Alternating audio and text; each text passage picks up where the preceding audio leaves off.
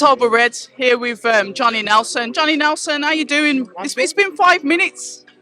Why is everybody using that term, man? Who said that? The American over there. It's been 5 minutes. Everybody does it, but sure. Your thoughts then? We're going to go straight to this card because we can talk about the weekend's controversy tomorrow. I want to talk about this card today.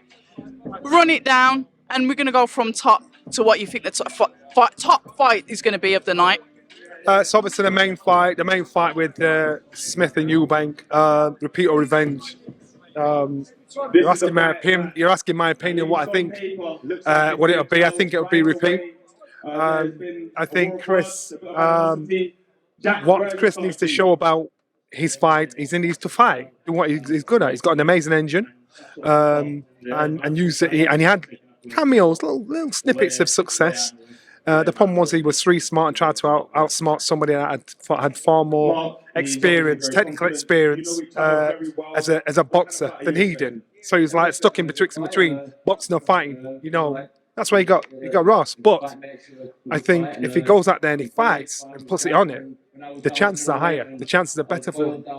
Liam knows he can hurt him, and Chris has I gotta rate Chris because when we did the gloves are off. How much of a difference do you think that's on now? He came down, you know what, and he knew he was going to get roasted. And he was cool, man. He held it down. Most fighters said, nah, I ain't doing it. Because he said a lot of bold things before. 6% KFC, you know, sort him like, however. But what I'm saying is, he had to bite it, say, all right, I'll give you that, now I'm back. And so that's the strength of character or an arrogance. I'm going to put it under strength of character. I think for Liam, they're saying he's a bit touchy this week. He probably is that kind of fight. He needs to do that. He needs to wind himself up. He needs to get snappy. He needs to be that guy. Whereas Chris, you know, when him that he's, you know, he changed trainers 4.5 weeks out from a fight. That's pure foolishness. Because if we're going to create a relationship where you know me, you know my highs, my lows, my weaknesses, my strength. You know how to motivate me or undermine me. It takes more than 4.5 weeks. So if you do the maths, 4.5 weeks is this. The last week before a fight is you're resting up. You ain't doing anything. It's walking, you know, resting. You're not doing anything. So that takes down to 3.5 weeks. I give him the first half a week to get to know each other, right? So understand his language and terminology. So that's 3 weeks you got left to play with. And in those 3 weeks, he's not training every day of the week for 3 weeks. That's 21 days. Let's say he's training 5 times a week. You know, that's 15 times these two have got to work on technical ability. So Bomac is more of a facilitator. You know, to say, just give me a few tips when I get in there. I'm just going to do my own thing. It tells me Chris hasn't learned a thing. It tells me Chris is like, he's not actually listening. He's got to this point in his career, and he's a household name. He's made some decent dough. But if he wants to be a champion and stay a champion, he's got to start really listening and respecting your coach. I know your dad said that we don't need coaches. Yes, you do. You know, David Beckham won't be David Beckham without Sir Alex Ferguson. Prince Hasim wouldn't be Prince Mohammed without Naz. You know, and what I'm saying is, without Brendan. But what I'm saying is, you need that. And if you're so arrogant to think, I don't need nobody, you're only going to ever get so far. Right, this is something that I want to touch on because obviously Chris Eubank Jr. has had Chris Eubank Sr. as the family household name. Obviously, he was with Chris Eubank Sr.'s original trainers, original team members, and then he moved over to Roy Jones Jr. With Roy Jones Jr. Sort of like tried to mold Chris into a Roy Jones Jr. It doesn't work. And now he's gone to another coach in Bomac, like these good names, like these, you know, these brand names, as if it's like the Versace, the Louis Vuitton of the trainers. But what about the accountability coming down to the fighter? Because Chris Eubank Jr. can fight. The thing is, if Chris listened, or if he just can you imagine what he'd achieved? Look where he is now. Yeah. Look at the fights he's in now. Look at the door this man's earning now. The name he's got now. If he listened and stuck with a coach and created a relationship with a coach where there was respect, mutual respect from that coach, can you imagine what you're... And he'll actually look back in years to come and think, right. I speak to Matthew Macklin about this, and Matthew said, I regret not sticking with one coach. Yeah, I regret that. And so, it's the ignorance of youth. And again, Sorry to interrupt. That ignorance of youth, Johnny, where does that come from? What does it take when a fighter thinks, you know what? I've outgrown him. What is it? No, you tell me your words as a fighter. it's arrogance. It's arrogance. And again, you've not had the experiences to think that don't work, that does work. You're learning your experiences on the road. He's having to learn his experience, and he's not realize the mistakes he's making in 5-10 years' time. And so he is that fighter. His dad's tried to install it in him. And so, but remember, you can't blame your children for being how they are, because you made them. You gave them that education. You gave them that lifestyle. You gave them that comfort, that privileged mentality. So as a parent, you can't say, "Why are you doing that wrong?" Because you put me in that position.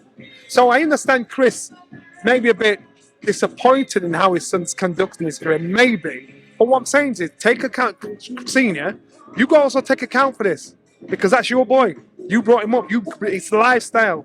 So you're the daddy. So he's a reflection. His mentality is a reflection of your reflection of you.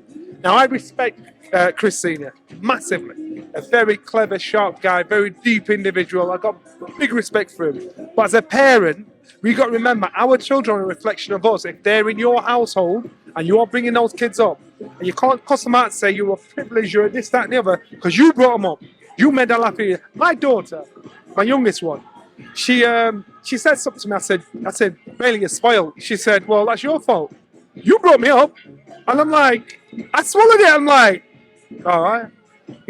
But sometimes you got to just think to yourself, the apple don't fall far from the tree. And so Chris's mistakes and Chris's decisions have got him a certain amount of success. But when it's counted and he wants to stamp his name in the books, he's fallen short. He's fallen short. And it's been quite a few years, because obviously Chris was one of them that came out with the next gen tag. That was like years ago. It just feels like he had so much opportunity and so much potential to be a lot further than he is. Right, okay, you listen. Look at the language. Let's compare him and his counterpart, Connor. Look how Connor respects his dad. Look how Connor speaks of his father. Look how the father speaks of his son. Is there a mirror image of Chris with his father with his son? Chris Senior loves his son, and he wants what's best for his son. His son's not listening. That should say all. You should think, come on, man. You've got to use common sense. If you are blessed to be in such a position, to have such a household name that everybody knows, make the most of it, man. I understand you've got to be your own man, but you've got to learn. How are you going to learn? You've got to go through experiences, good and bad, to get wisdom. That's the only way you get wisdom. His dad's done that. Nigel's done that. Now, both kids are trying to get, one's listening to the wisdom of her father, the other one isn't. And that's where the problem is. And it's sad because Chris is a very intelligent young man. He's mad intelligent. He's too smart for this game. I see when we do the gloves are off and he talks to fighters. I laugh at him. Oh, dude, he's smart. But unfortunately, he's not making the most of his position in life, and he'll not realise that until it's done. Yeah. Yeah, I'm gonna try and keep it moving then. Jack Cullen, Mark Efron, British title, ex-gym mates. You know that one. How's that one go? I don't know why, but I'm siding towards Efron. What, because of his dog mentality? Yeah. I just think he's rough enough, he's crude enough, he's ignorant enough. And that's what this boiled down to, because these two are very familiar with each other. They know each other. So and it's character that's always going to bring one out of that on the top. You know what I mean? He's got to make sure his aggressive mentality doesn't get the better of him. But if he's calculated, if he's smart, and he knows what he's capable of doing, he'll get the job done.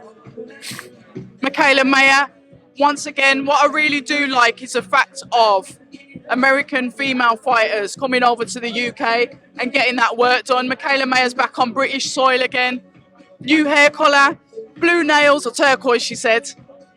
Michaela, talk to us about that fight. Taylor, I think down the line, I don't know if they're talking about trying to set with Lauren Price. I'm not sure if that was what I heard. I'm not sure. You are. I'm not sure if I heard they were trying to set with Lauren down the line. I don't know if that was the case. I like Michaela. She's very intelligent, articulate, understands the game, understands who she is and what she's doing. She's a true. She's a trier. She's ambitious, and she carries herself well. And I like the fact that she's brought herself over here, and she's trying to build her brand over here as well as in the States. How do you think she's dealt with the loss that she had against Alicia Baumgardner on the all-female? Yeah, and it's her first loss. Talk to us. One, I don't think she believes she lost. Two, the reason why is because she's dogged to try and get a rematch on again, and so it hurts, it burns, you know. And that if you want everyone need a fire stoking up, that will always stoke her up. And so as you keep trying to win an extra bit when she fights anybody else to prove, nah, we're in the wrong position, me and you. As we can see, Dave Allen's there moving around in the ring, throwing some powerful shadow boxing shots. We like it. He's light on the feet. He's throwing his counters, catch, parry, counter. He's doing all sorts in there. Talk to us about that fight with Fraser Clark. My opinion's not changed about Dave Allen. Look at the comradeship between the two of them as well. There's respect there. My opinion's not changed about Dave Allen. Dave Allen's been a good representative of our game, but I believe Dave should have packed in when he packed in at the time. I think he gets hit far too often. I think now he's come out, he's getting paid handsomely. I think it'd be a good test to see the levels of Fraser, to see how Fraser's come on. But Dave Allen has always got a puncher's chance. Dave Allen will give you the work, walk you down. But Dave Allen, you know, I'll be two-faced. I'll be contradicting myself if I said one thing and then change my mind. You know, I just think Dave Allen, he's gonna. It's a test about the question is about Fraser Clark, not Dave Allen. Dave Allen's brought himself out. He's getting paid handsomely. He's taken himself to a certain level that he can't get past. So the ambition to be the best in the world, he's probably not there. But he's made himself into a prize fighter to say, I want to get paid. You know, and if I can turn this man over with one shot, that'll do me. He ain't no fool. If he talks to you, he'll be straight with you. You know, but it's not. It sounds like I'm being disrespectful, but I'm not being disrespectful. I'm saying it what it is. And in this game, if people are straight with you and they tell you straight, and it's coming from a good place, they should respect that, because people not realise what you're saying until those individuals won't realise what you're saying until 5-10 years down the timeline, and then they'll come up to you and say, you know what, you're right. So I understand. We talk about tests for Fraser Clark. Where do you see Fraser Clark's career going? You know, we saw Solomon Dakers in Birmingham on the weekends. He had a heavyweight clash against a southpaw South African, got the win. Fraser Clark, we're going to look to compare those two. They're both GB squad. Your thoughts on that? So Fraser Clark, he's had to lose a battle to win a war. In regards to the Fabio Wardley situation, he had to, remove himself from that. So now his development is important, because when your opportunity comes, you then need to make sure you can capture them. So therefore, fights like this, fights that develop in every aspect of his game, need to be done. Take the heat, make the promoters take the heat, make everybody else take the heat for the level of opponent. Until the time's there, they've got to take the braces off. So this is about Fraser Clark to see if he's still, it might be a mental thing. He might think this is a done deal, and go in there and get asked. It's another lesson learned as a professional fighter. So you've got to think, I've got to stay professional, focused, and on point all the way through. Where do you see him going? Where do you see our Fraser going? You know what? He's above British level, without a doubt. And we won't know how far he will actually go until he's at that level there. And then we'll see, we see what he's got there. All these guys that you're seeing, all these heavyweights that you're seeing, Fraser sparred with them. He's been in the ring with them, so it's frustrating thinking, what? So what I'm saying is, you can put him in that mix on an official level, but on an official level, when it counts with the smaller gloves, that's when there's a difference. We love it. Listen, Johnny, I know people are waiting for you. you're just popular, aren't you? It's how it goes. But we're going to catch up because there is stuff to discuss. Sick. Dubois. Yeah. We'll chat that tomorrow. Yeah. October Red, Johnny Nelson. Yes, it. Hi, and thank you for watching October Red Boxing. Like, subscribe, and tap the bell for notifications. You can also find us on Instagram at October Red Boxing and on Twitter, October Red UK. And remember, at October Red, we stay ready.